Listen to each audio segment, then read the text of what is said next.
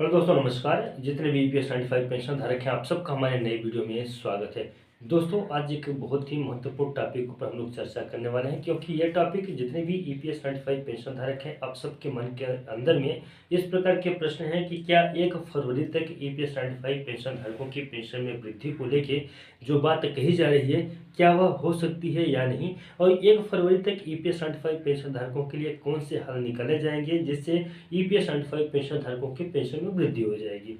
बिल्कुल जायज़ सा सवाल है आप लोगों का। ये कमेंट मुझे आया था, उसी कमेंट को लेके मैं आगे वीडियो बना रहा हूँ। तो सबसे पहले मैं आपको बता दूं कि ईपीएस 95 पेंशन धारकों के लिए ऐसा क्यों बोला जा रहा है कि 1 फरवरी तक ईपीएस 95 पेंशन धारकों के पेंशन में वृद्धि को लेकर कोई बड़े और ठोस कदम उठाए जा सकते हैं, क्योंकि जो पहले नंबर पे है 31 जनवरी से पार्लियामेंट का नया सेशन शुरू हो रहा है, जिसमें माननीय श्रीमती हेमा मालिनी जी ने ईपीएस 95 पेंशन धारकों के साथ में वादा किया था कि आने वाले शुरू होने वाले पार्लियामेंट सेशन में ईपीएस 95 पेंशन धारकों के मुद्दों को उठाया जाएगा और ईपीएस 95 पेंशन धारकों की जो समस्याएं हैं वो उनसे अवगत कराया जाएगा और ईपीएस 95 पेंशन धारकों के लिए अतिरिक्त बजटीय व्यवस्था का प्रावधान भी किया जाएगा और साथ ही साथ में ईपीएस 95 पेंशन धारकों को उनको न्याय दिलाया जाएगा ताकि ईपीएस 95 पेंशन धारकों की पेंशन में वृद्धि हो सके।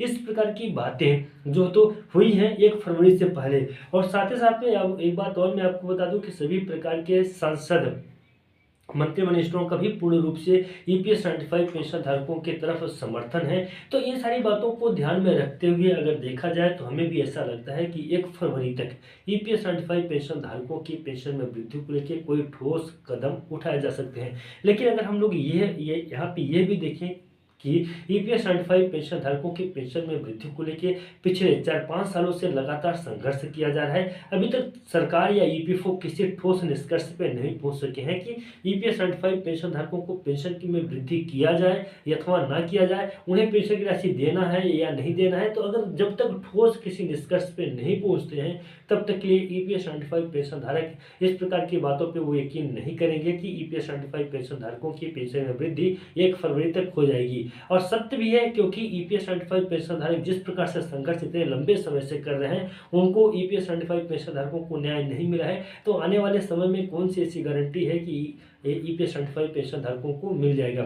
लेकिन मैं आपको बता दूं यहाँ पे कि राष्ट्रीय संघर्ष समिति के टीम के माध्यम से इस बात को कहा गया है कि जितने भी ईपीएस 95 पेंशन धारक हैं बिल्कुल निराश नहीं हो, सबको मिलेगी पेंशन। पेंशन की राशि अगर वृद्धि होगी तो किसी एक के लिए नहीं होगी। जब पेंशन में वृद्धि होगी तो सबको पेंशन की राशि मिलेगी, क्योंकि सभी ने बराबर कंट्रीब्यूशन किया है ईपीएफओ को। अगर बराबर कंट्रीब्यूशन किया है तो बराबर उन्हें पेंशन की राशि भी मिलेगी और जिसको जितना कंट्रीब्यूशन जिन्होंने जितना किया है उनको उसी आधार पे ईपीएस 95 पेंशन धारक की तरफ से पेंशन की राशि उनको ईपीएफओ की तरफ से दिया जाएगा।